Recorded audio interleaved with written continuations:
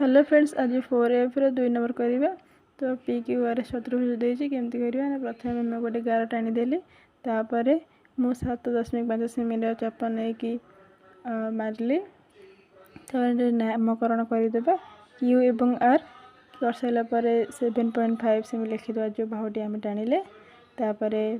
आम मैंने scale 5 semi मो चाप नहीं जाऊँगी।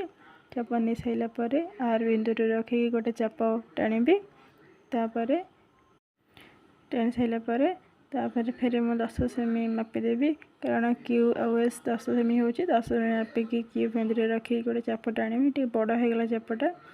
मु छोट आर बिंदु जो चापटा छोट, तेणु आउ थे मापिकी 5 सेमी बड़ चाप टाणीदेली। तो जो बिंदु गोटे बिंदु उत्पन्न ये हम से बिंदुटा चिन्हट करदे। तापर आर बिंदु एवं से बिंदु जो नूतन बिंदु होता जॉइन करदे। कर सारापर क्यू बिंदु फिर से बिंदुटा को आउ थे जॉइन कर आ गोटे बाहु हो जॉइन करेंगे। कर सारापर तार नामकरण करदे। एस नामकरण कर तार एस हम तापर बाहु हम एटा 5 सेमी एवं क्यू एस 10 सेमी बाहु गोटे हम।